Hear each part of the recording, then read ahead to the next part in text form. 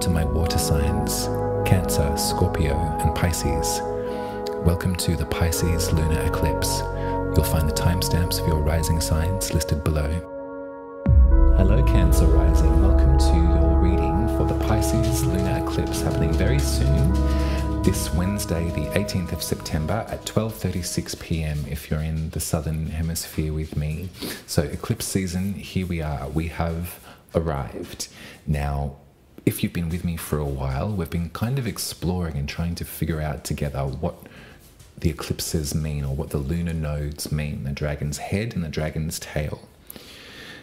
My work has been really great for me to, in retrospect, make sense of my past in some capacity. And the beautiful thing, it happens not like clockwork, because astrology isn't clockwork, it's not a mechanism, but there has been really profound moments of processing grief that I've been able to do by looking at my astrology. Come. Excuse me, I've got a lovely friend here that really needs some attention and some pats.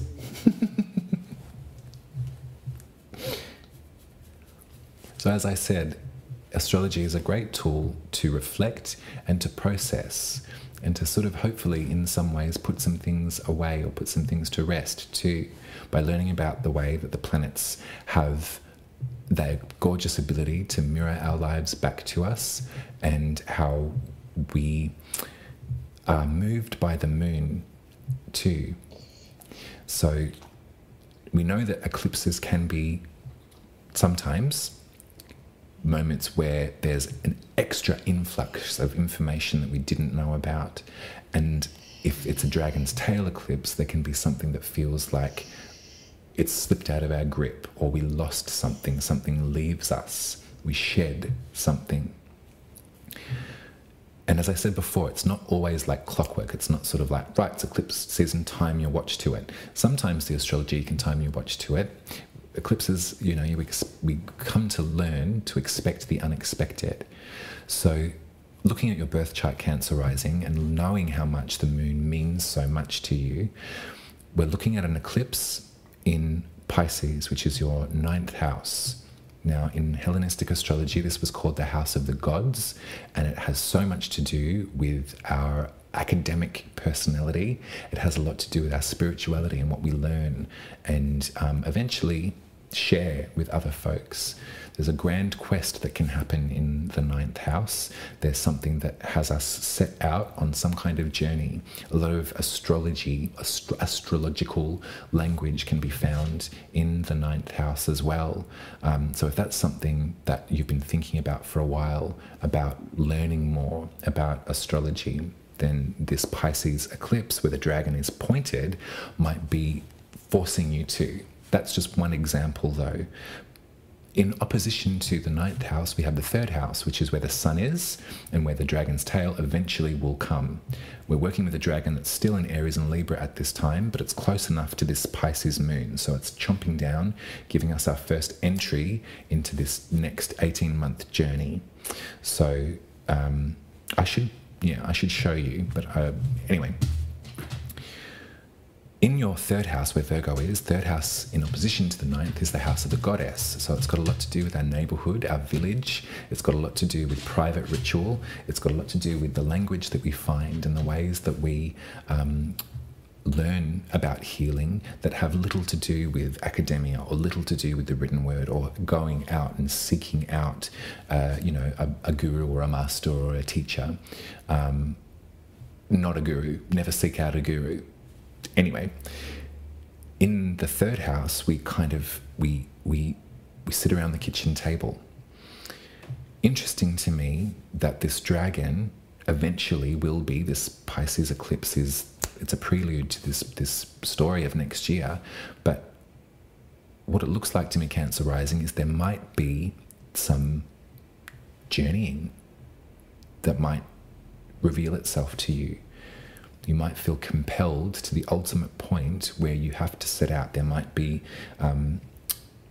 something calling you as far as your education is concerned. And that's from whatever topic that you want to choose. I do say the spiritual astrological stuff because it's called the House of the Gods, and that's the tradition. But not everybody is an astrologer. Not everybody is, wanting to learn and seek out a teacher in that capacity. I'll put it to you really simply, okay? My tarot teacher, a very good friend of mine and a brilliant woman, a mentor, I would say, uses the word pilgrimage a lot. Her traveling is very intentional, and the idea of taking a journey to a far off land in order to get in touch with either the spirituality of that land, the spirituality of your lineage, of your ancestry, or something like that, is the way that she describes this sort of travel. Whenever she talks about it, I always think about the ninth house. I always think about that journey to seek. It takes a long time. You sort of have to pack and prepare for it and set off. So looking at this full moon in Pisces, I'm not saying that, tomorrow on Wednesday, you're going to jump on a plane, but I'd like for you to keep your energy, keep your ears, keep your mind open to what that possibility might look like, or what information are you receiving from other people that this journey needs to start. And if we think about this dragon's tail in your third house, of the village, and you're not going to be leaving here forever, and it's not about taking this journey to move and to live there, I don't know.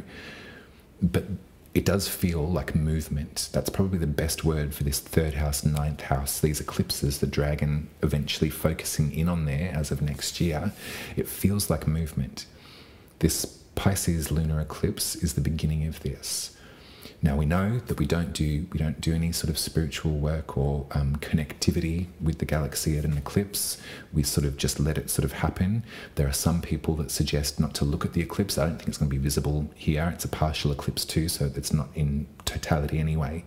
But there is, and superstition or not, there is different offerings, examples of how to interact or not with an eclipse.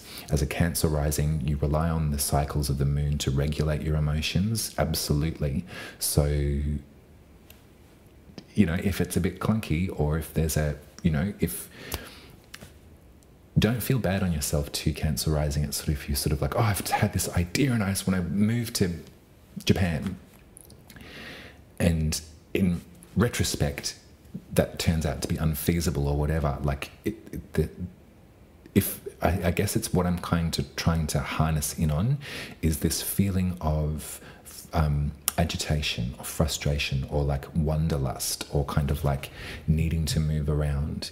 It is encouraging that might happen for you, particularly after these last years of folks being so homebound and so frightened of moving around and traveling around, and the danger that's really attached to that. Check in with yourself too, Cancer rising, because this eclipse, the moon's in Pisces, the sun's in Virgo.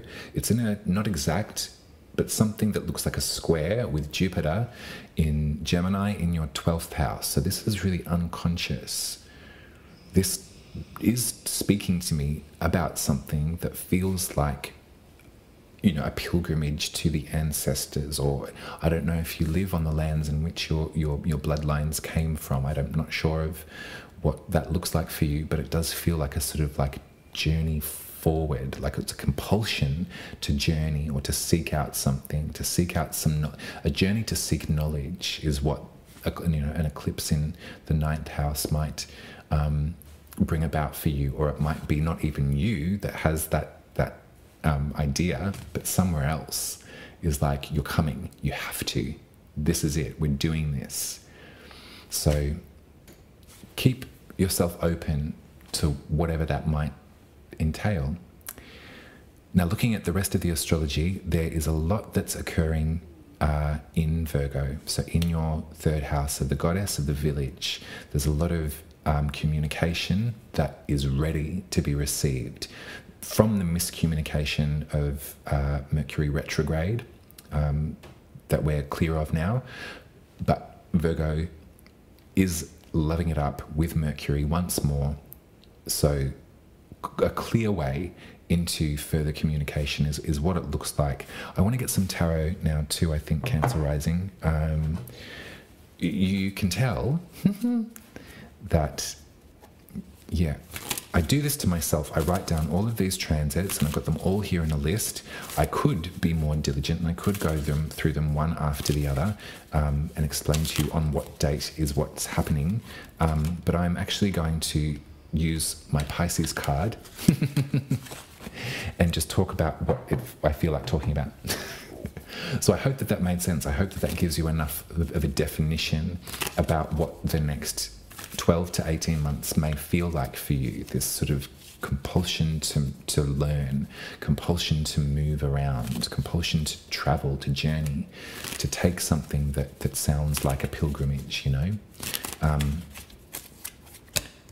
And it might not even be a desire that you have. It might be something that you are required to do as well.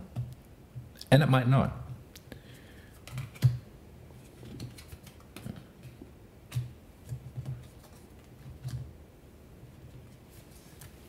It might not. But here's the thing.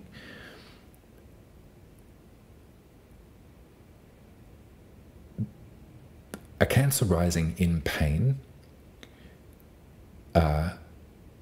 is really heartbreaking for someone that's so brave with their emotions and so available to the emotions of other people, and that's so helpful when the going gets tough for those that they love. When there's a limitation or there's a sorrow in the soul of a Cancer rising, it feels, yeah, it makes me cry.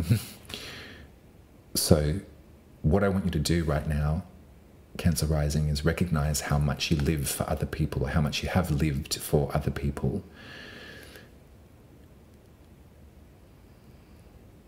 And just gauge how that is taking its toll on your happiness. In times gone by, there was something really inspired and free-flowing about your enthusiasm, about the way that you approach the world in magical terms. You may have to go back a little bit far, but it's still there. It never goes away. That essence, that fire child, that part of you that could make something out of nothing and sort of would just seek to live this life, to create and to understand and enjoy. And what it looks like to me is that you have absolutely gained such wisdom as far as your emotional capacity and your availability to other people and their feelings and your sort of position as caretaker. Something feels like, and that might be the eclipses speaking too, but something feels to me that that fire child, that magic maker, is crying out for their time in the sun. Life has its phases, doesn't it? And there's times in life where you need to be devoted and committed and available to a certain scenario. Something calls you and pulls on you to focus on it. And it's got a lot to do with your skills at empathy and at nurturing. When those cycles complete themselves, we listen very quietly and we can hear the fire child in our unconscious. Perhaps this is Jupiter in your 12th house. What did you set down and put down or say, decide to yourself, that's not for me at this time? And what can you pick up now that there's a clearing for you? Where do you want to go? What do you want to learn? What do you want to create, Cancer rising? You've got the commitment and you've got the wherewithal to get it done, but there might be something of your position right now that you feel beholden to, or you feel that these limits that you've put on yourself for so long are immovable. And so therefore, when it comes to this talk around pilgrimage or journeying or seeking or getting out there, learning, immersing yourself in the pleasures of life and the possibilities of life, there might be something in the back of your mind where you're sort of like, people like me don't do that, or my time has passed, or I can't. And I'm not about to give you a lecture on manifestation because it gives me the shits when people do that. And obviously your position is a great, financial astrology, the financial witch on Instagram. I'll see if I can link it. Just says some brilliant things about anti-capitalist astrology and this idea of you need to look at the manifestation culture with a critical eye. See it, believe it, achieve it. Like where your life as your lived experience stands for something, and not everyone started from the same point. A lot of people had a bit of a heads up before. So aside from that, but this is in your internal working. If your circumstances allow you to seek, to look out, to learn, if this has got something to do with your intelligence, Cancer rising, then this is where I can get critical with you. You are smarter than you give yourself credit for. You're incredibly intelligent and you're incredibly capable. So if it's an internal limitation as far as what you think your brain can do, then that's when I can step in. That fire child is not going to ever go away. Don't you worry. And it will take as long as it needs to for you to feel that stoking of enthusiasm again. And when it does, I guarantee it, you are going to fly. This life, the last, half a decade has been hectic. And you're doing the best that you can. And you've been so available for other people in their struggles. What can we do and where can you go to fill up your own cup? Because that's the time is now. And these eclipses, as unstable as the moon might be, instability isn't always a bad thing. In the esoteric astrological philosophy, they say, for Geminis anyway, where Jupiter is, let instability do its work. So if you've been feeling a bit cuckoo for Cocoa Pops, but compelled to seek and to learn, the astrology is saying it's not going to step in your way. Do it. Let the conversations in your village, in your third house, let them happen. Like, share. If you feel like a round peg in a square hole, the astrology is also encouraging you to flip the script as well. That was muddled, but it's Pisces time, so shush up. Thank you for being here with me, Cancer Rising. If you are still here with me, can you please put... No, you know what? I haven't asked anybody else. I forgot. Just let me know about your philosophy on dragons and eclipses. If you'd like to learn more about eclipses, and you're in Melbourne, I'm holding a workshop, 2 of them. The first one will be on the 29th of September at Muses of Mystery, discussing topics around the dragon and looking in retrospect and trying to ascertain what the dragon might mean on our birth charts and in the transits too. So if you'd like to join us, you can head to their website. I'll leave the link in the description below and we can have a little huddle, a little cuddle puddle. If you'd like to support my work financially, if you're able to, you can tip me or subscribe at buymeacoffee.com/UmaRuby. And if you would like me to read your birth chart, I'll draw you one like this, and I'll read it to you via Zoom, and then I'll post it to you in the mail after we're done, so you have the hard copy. If you've been thinking about getting a reading with me for a while, I encourage you to do so. Head to my website, umaruby.com, and book the spirit reading. I'll be with you in time to speak about the next eclipse in this cycle, which is a solar eclipse in Libra, memories of October of last year, and we are going to hold our hands and hold our hearts open and our chins up and work for justice. Much love to you.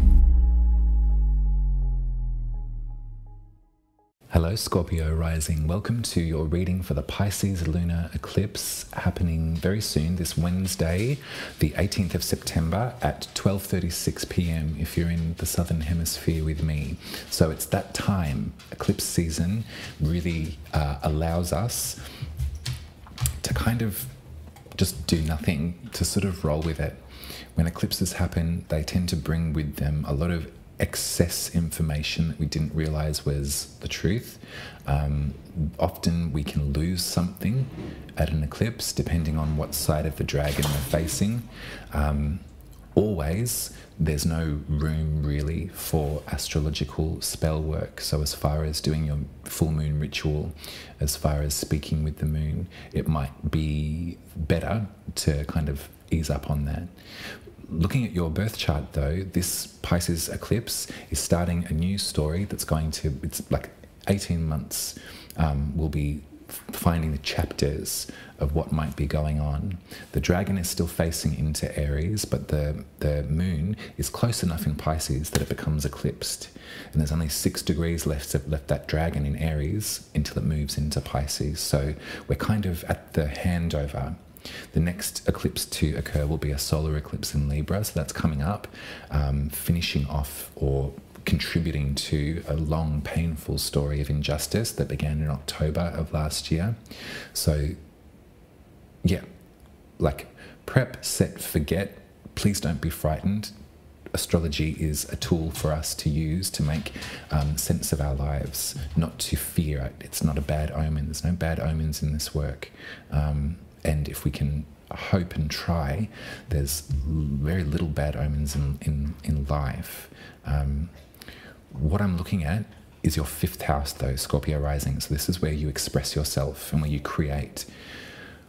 This might be lovely for you. Thinking about my own chart and in retrospect, which is often how I do my astrological work, is I look back to go forward. I think about the last time that this occurred on my chart.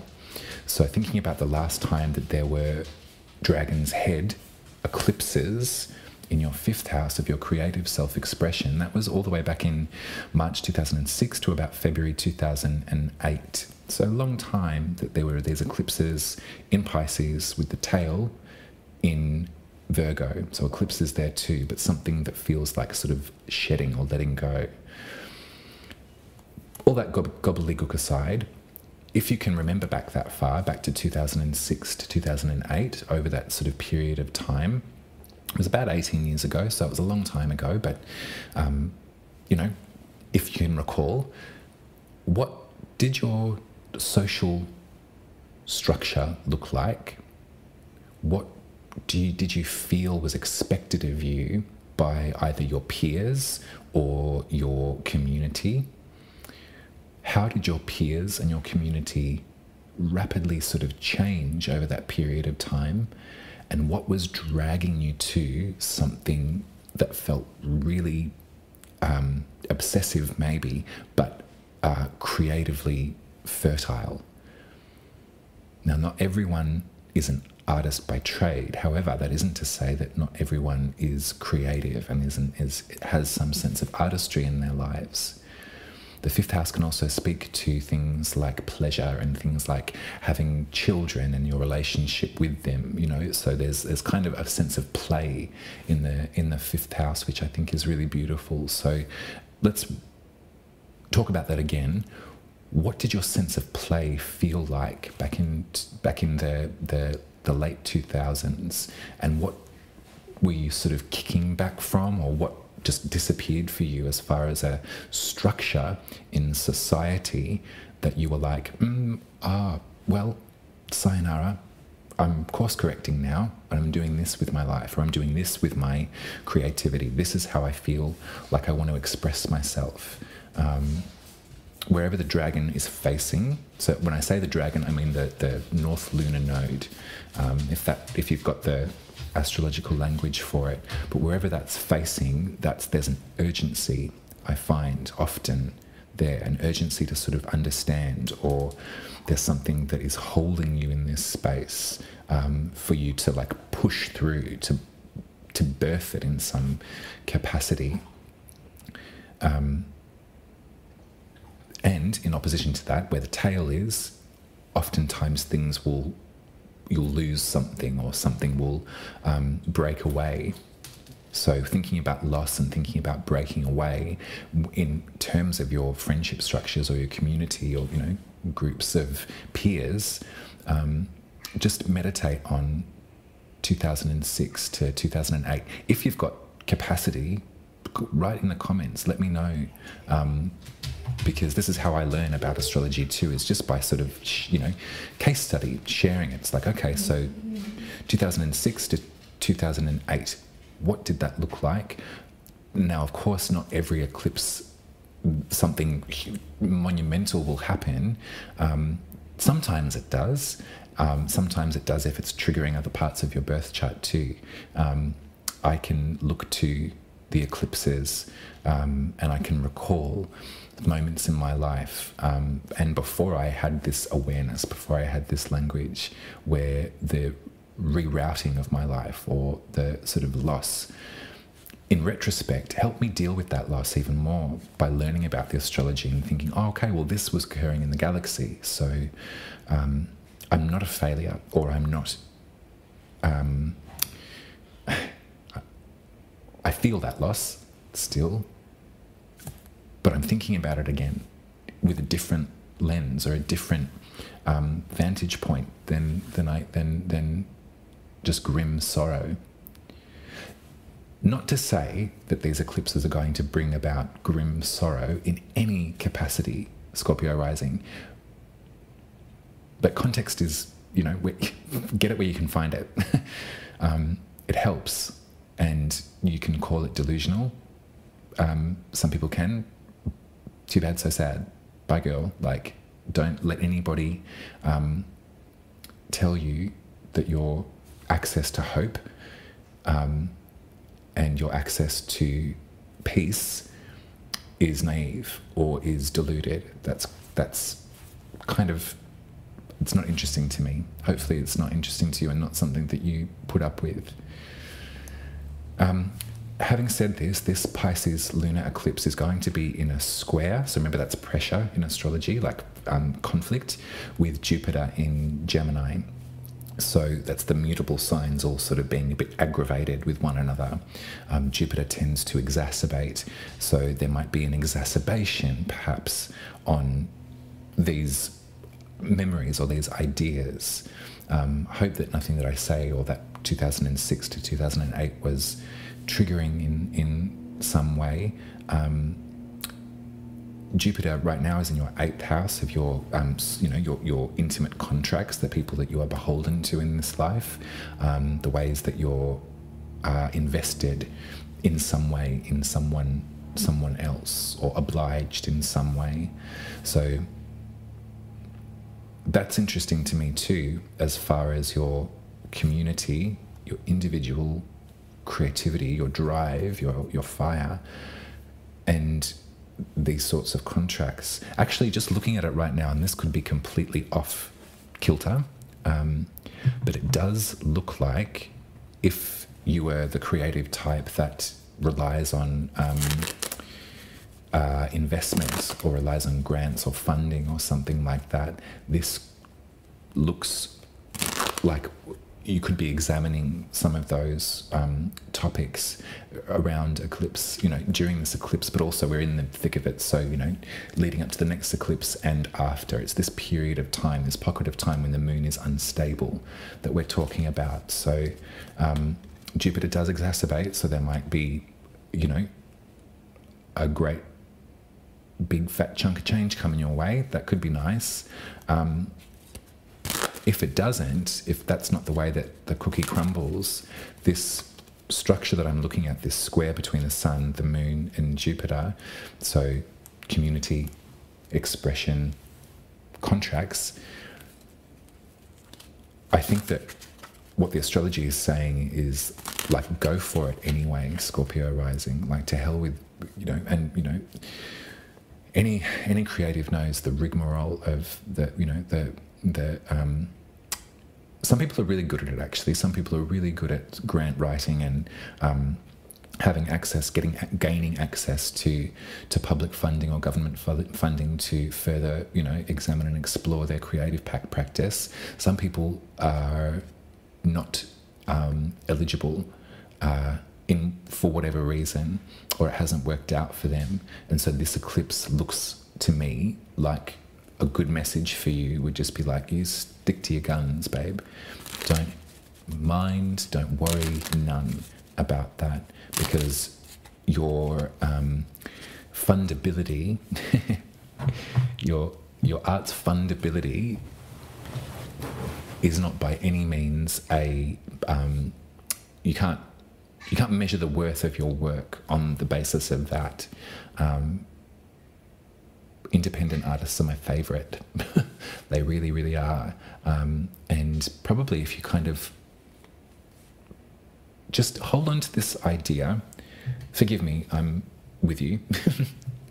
But just remind yourself of the pitfalls of success on that grand scale, where the funding is coming, or the label has, you know, invested, or, you know, success on such a grand scale. I think some of us really forget, because it was sold to us as this pipe dream, this sort of, you know, this sort of thing of like, you know, if you're just good enough and if you commit and if you show up, then you'll be a wild success, and you know, people will respond your work and the money will flow and all of that kind of thing. A lot of that, you know, American dream, I don't mean that in a disrespectful way, but it's a thing. It's a fallacy, and it also is quite detrimental to those that do succeed. I've been thinking so much about the way that the popular culture has been deconstructed over this last bit of time, and how successful folks are seldom happy and well treated. That successful folks are sort of burned to the ground, or forced to produce until they lose all access to the pleasure that their art gives them, or they are just exploited and exploited and exploited and exploited. So that's just one thing to think about. I know that, like, you know, funding is awesome, and it would be really great, and it would be really awesome if there was a sort of more even keel to access to support for creative people, because then there would be more creative work to enjoy, and there'd be less stress in the process of creating that work too. And this is an old story. I mean, you know, the sort of the plight of the artist is an ongoing one, and it's, you know, it's romanticized too, this idea of the sort of tortured artist. I wonder if it has to be like that way forever. I wonder if that's how we're teaching our kids about how they relate to their creativity too. I hope not. I hope that their relationship with their creativity can be like sacred in some capacity, and that it is for their pleasure. It is for all of their fifth house-ness, and not so much attached to their self-worth. When people are given praise for their output, they can conflate that with their sense of worth too. They can think, well, I'm not really worth anything unless I produce overly, unless I prove my my right to be here through my creativity. That often happens to creative types as well. Yeah. Take what resonates, leave the rest. It's just looking at this weird sharp shape. On the flip side of all of that, there's heaps of stuff going on in Virgo, in your 11th house, of your friends, your communities and things like that. What I'd really like for you, Scorpio Rising, is to maybe be articulate with community groups. Be articulate, and the cards are saying something really gorgeous. Be articulate with those that you want to make work with, that you want to collaborate with. Use your strength as well, because what I can see here is that, and look at your birth chart. So excuse me, I'm scatty-Cathy. It's a Pisces eclipse. Right in the center, I've got the sun. So I want you to think about, you're a Scorpio rising, but I want you to think about your sun sign too. So what part of the year were you born in? Where does your strengths, as far as your personality, your identity, lay? Where's your brightness? Use your personality at this time when we're thinking about these topics: creativity, community, possible support. There's a light in you, Scorpio rising, that's really bright. We can find it on the chart, but without the astrology, it's true as well. Your contribution is worth it. And maybe in the past you were sort of agonizing about the idea of that. Maybe you were overthinking this. Perhaps you've memories from times gone by where you were told that your output, your contribution wasn't really worth very much, or was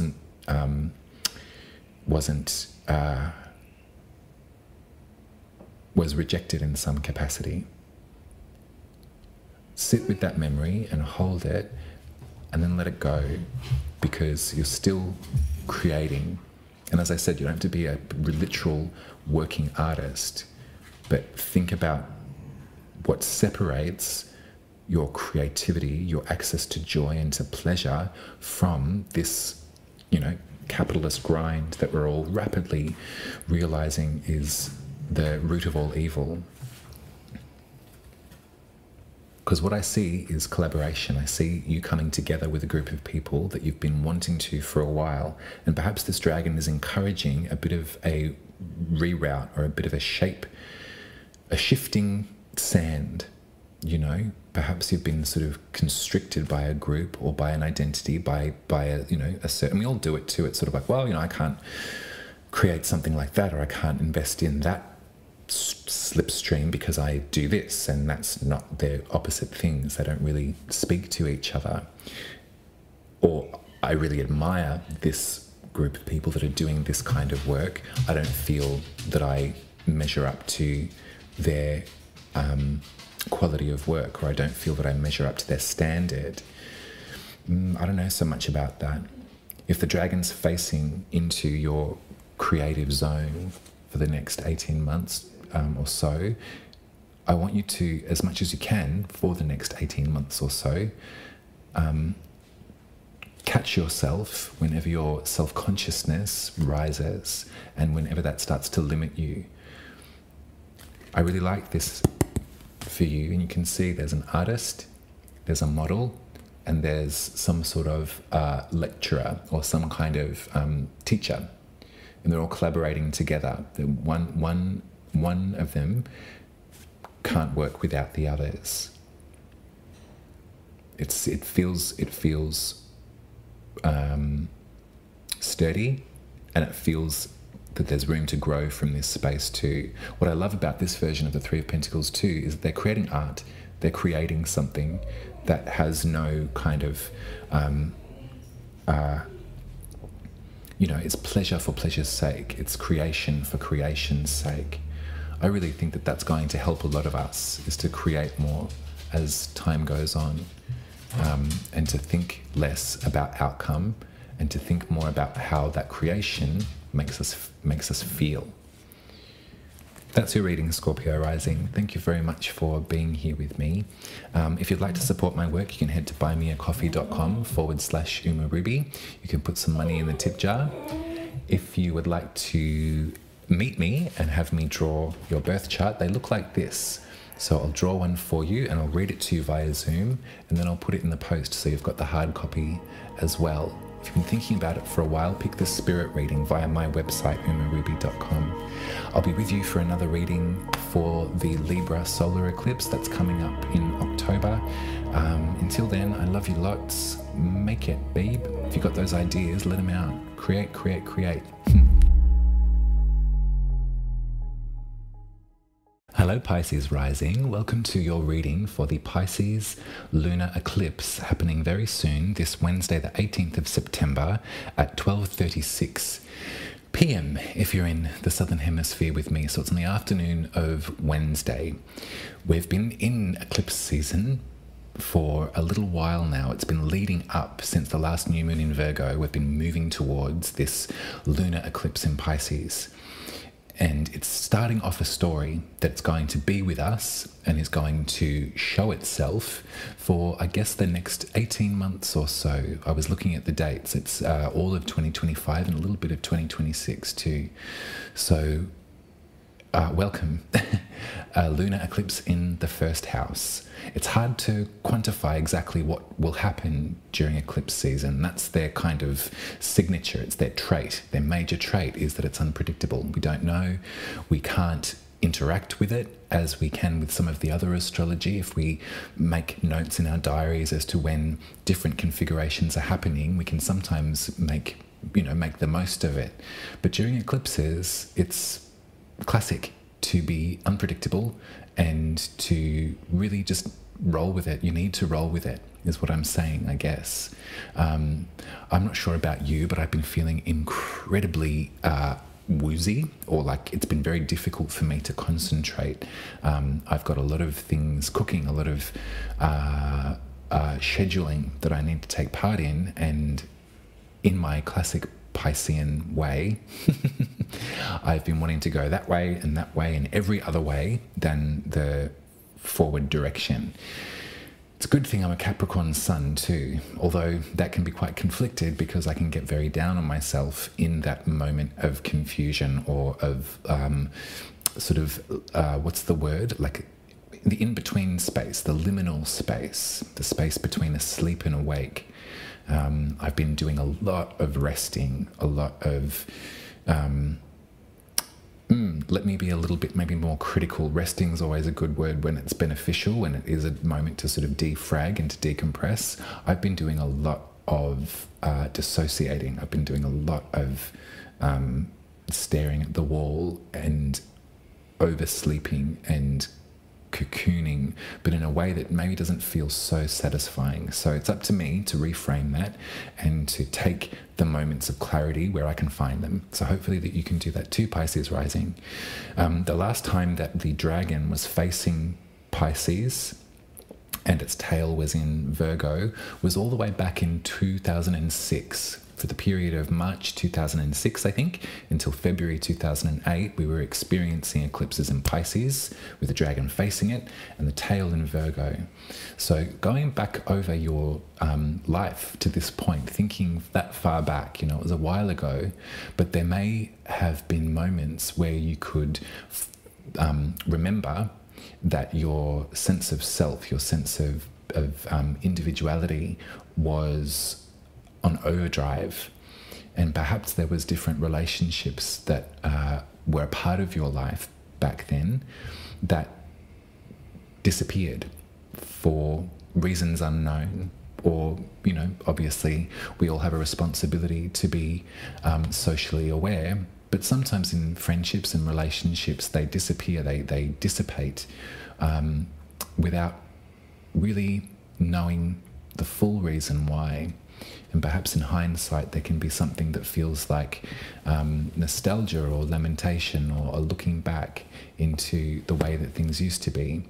I've been doing a little bit of that myself. I've been doing a little bit of reflection and thinking about different structures of friendship and different structures of family that perhaps don't exist any longer the way that they used to. And what I've also been really enjoying is some of those bonds reforming as well over the last bit of time. So, we take the light and the shade, don't we, Pisces rising? There's nothing to do with this eclipse. There's nothing really to do with this full moon except to sort of just experience it. Things like confusion, things like a difficulty focusing, feeling a bit sort of dispersed in all areas or a bit flat, are completely natural. So if that's what you're going through, go with it. We have a Libra eclipse to follow this Pisces one.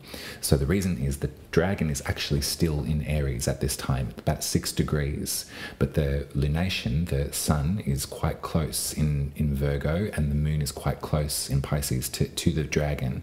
So like 25 degrees, when there's a difference of 10 degrees, often eclipses will happen. So it's not exactly conjunct with the dragon, and we're still wrapping up that story of Aries and Libra. But there's still more to contend with about your sense of autonomy financially and your sense of contractual binds in your soul work. So that's still occurring. This Libra eclipse will bring our memories back to October of last year when this story began, and so we've got another one to contend with insofar as what injustice perhaps may feel like for us. I know that that's a hot topic, and it has been for nearly a whole year now. I mean, obviously, injustice is something that we all strive to surmount and to get over, but particularly this moment has felt really. There's been a lot of language that people are finding for themselves in terms of injustice and in terms of their selfhood being taken advantage of or disregarded, or their sense of autonomy in their own life, their own world, their own land it's in the public discourse. You don't have to be an astrologer or anything like that to really realize why.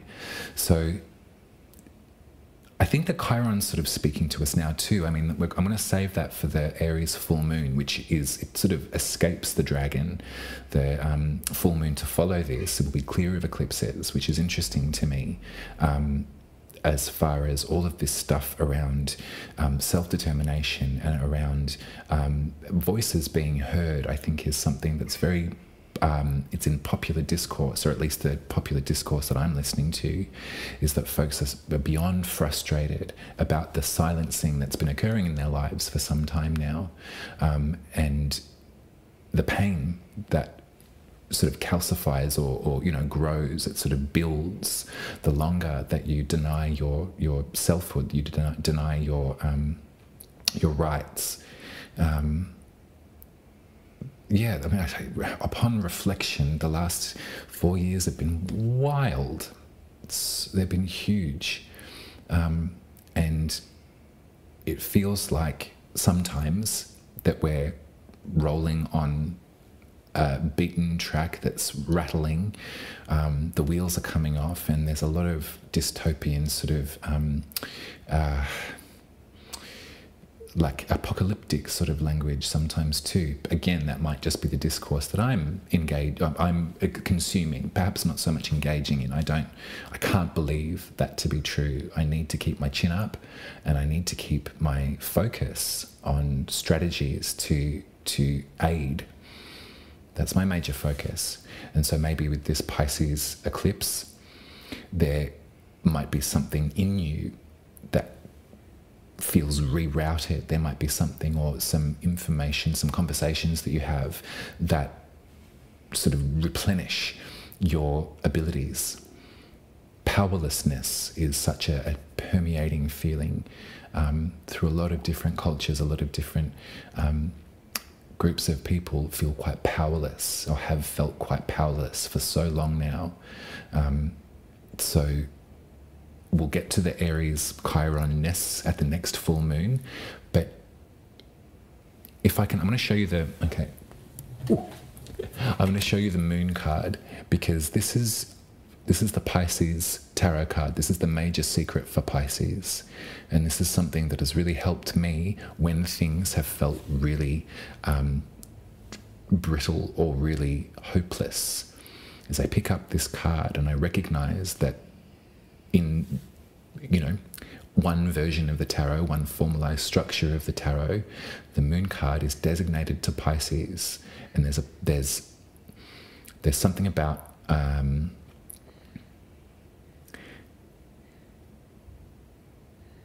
there's something here about owning the split in yourself, Pisces rising. There's something here about owning the exhaustion, the way that you seep and meld and dissipate into all of the energy around you. There's something here to reclaim about your wildness, your animal instinct. There's something here that allows you to be wild when you need to, and also something that pulls the leash as well. It's important that we've got the dog and the fox there, because dogs are wild beasts too. They also respond to commands when taught in a loving way. Let's get some tarot. I've got all of this astrology written down here, Pisces rising, but I might bring it up when we need to. I can see that there's a lot of stuff occurring in Virgo over the next week or so. So this eclipse happens on Wednesday, and then from Friday all the way through to the next Thursday, there's something being triggered in Virgo. The Sun trines Taurus, Uranus in Taurus on Friday the 20th, which brings us back to these revolutionary, rebellious kind of ideologies or strategies that we've been trying to ascertain. It brings us back to that third house of the goddess, of ritual. It brings us back to the way that we maybe are able to help our loved ones, help our relationships by sharing what it is that we do in private. You don't have to as well. I mean, that's something that, you know, I've had this conversation so often. Our spiritual practice is private, and it's something that you don't have to wear as a badge and, you know, sound off and sort of foretell the prophecy. You don't have to do that. What I've found, though, is by keeping the language around spirituality and hope, keeping it active within my relationships, especially over the last 4 years, there's room to share. When you do that, there's room to come together and to you know, share perspectives. If we want to be the antithesis of this crunchy, binary, brittle, polarized world, then we want to bring our sense of self and our own personal journeys and stories to the table. But in order to receive those same things from the people we're speaking to and to swap ideas and to share them, I'm, as I said before, a Capricorn sun, so I will work. If I need to learn something, I'll friggin' put my nose in that book to that grindstone, and I'll obsess about it until I have some sense of mastery over it, which never occurs for me, really. It never really happens, but that's my sort of modus operandi. I need to know, not to be an expert and to lord my, you know, my knowing over anybody else, but just to sort of understand it. The Pisces parts of you, Pisces rising, kind of get it already. There's a real sense in the body that we must trust. There's a real sense in our empathy as being a superpower, and also our intuition being truthful, not lying. Your intuition won't lie to you if you really settle into what it is trying to tell you.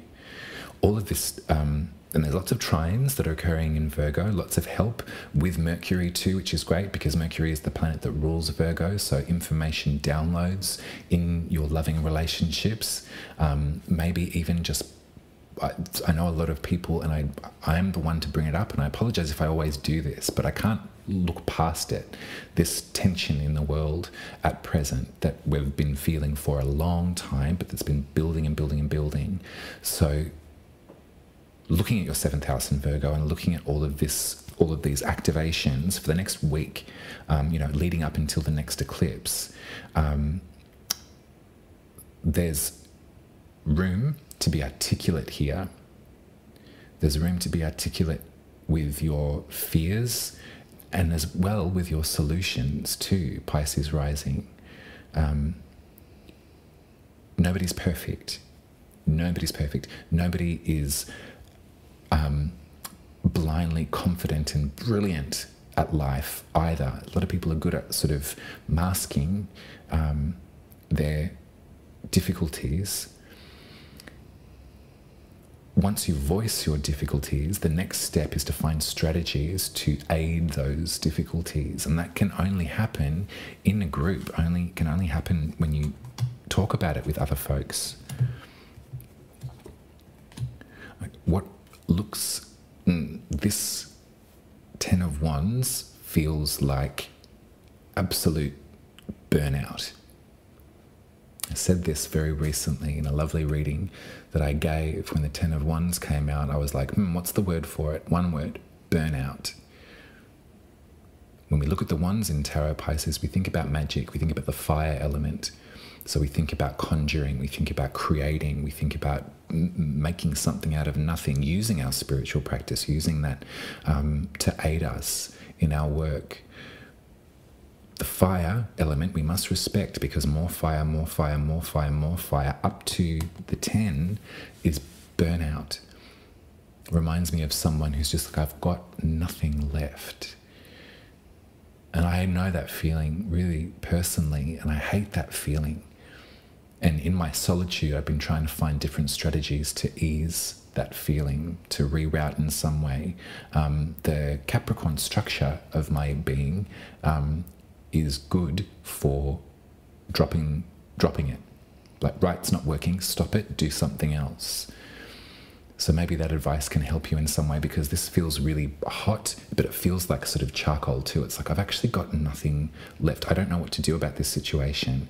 Maybe in your 7th house with relationships, business, romantic or otherwise, you're sort of like, I've been really here and really present for you, and I feel at my wit's end, and I feel that I've been giving so much of my power, my magic to you, and it's not been received in a way that fuels my fire. It's turned me into something, a husk, a charcoal husk. Your empathy is really obvious.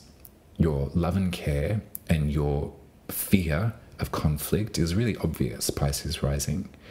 It's written all over you. And to give out and to give out and to give out and to be present and to be available for everyone and what they're going through, and also to sort of like excuse bad behavior. That's something that Pisces rising can sometimes do too. Be like, well, look, ouch, but I know that they didn't mean that, because, you know, I know better. I can see through that. I can see to their heart. I can see to their vulnerability. And so I'm going to excuse that bad behavior. If you do that too often and there's nothing being returned, then you just turn into dust, charcoal dust. So I want you to stop that and maybe be a bit selfish when we think about Pisces and the moon, okay? Especially Pisces full moons. We don't actually, there might be 1 or 2 next year. I actually don't have the note in front of me, but this is sort of action stations, these full moons in Pisces for yourself. You know, these moments to be like, I actually love you, self. Like, I'm trying really hard. The moons are being intercepted by these eclipses. So this sort of deluge or this sort of extra focus is happening, you know. You heard it from me first. So there might be something, there's something here about being honest. There's something here about being like available to your emotions as well as everyone else's emotions. My body gets so confused sometimes. My brain steps in the way, and sometimes I get really worried and anxious and paranoid that I can't feel anything. And when that happens, it's like, babe, you're feeling heaps. You're just not allowing it. You're stepping in the way of your own work.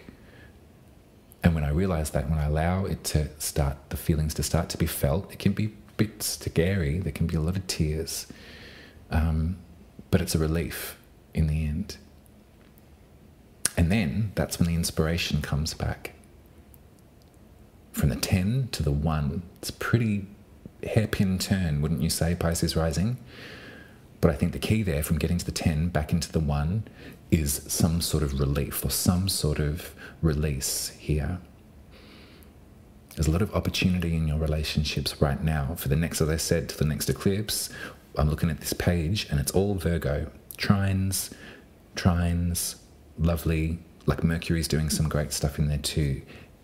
Communicate with those that you care about. If you're worried about your mental faculty, your mental health at this time, speak about it. Let people know. They want to know. The ones that love you want to know. Don't worry if it's sort of like same old story, like shit. Life is the same old story, you know, but we make progress each time that we go through it again. It won't be the same as it was before, as long as you keep yourself in mind, but as long as you keep your sort of like growth in mind too. This is about growth. This dragon, the dragon's obsessing about Pisces, or will be soon. Not quite yet, but will be soon. So get to the bottom of it, come up again. And if you go down again, fuck it, it doesn't matter. Like, it will be easier each time. And I can only say that from experience, and I can only say that from a very long history of having trouble with my perception, having trouble with finding my place in the world. It flares up these feelings of being like alien or uninvited or not good at it, you know. A lot of folks put on a facade to go through with it. So if the masking has become overwhelming, use this time in your 7th house through amidst these eclipses. It's okay. Like, as I said, you don't have to do anything at this time. Just let it take you. But use all of the good stuff that Mercury, the messenger, is giving in your relationships. Communicate with your relationships as much as you're able to. Don't worry about disappointing anyone. We'll get there. We'll get through it. But the honesty is the best policy, right? So, yeah, that's your reading for the eclipse. I missed about a lot of the astrology, but I don't know. Like, it gets confusing after a while. I'm confused. I'm a puddle, so deep chats it is this time around. Thank you for being here with me. If you would like to support my work, you can head to buymeacoffee.com/umaruby. You can subscribe to my horoscope work if you would like to support. If you've been watching for a while and are grateful and can afford it financially, that would be awesome. You don't have to, though. I completely understand. It's rough out there.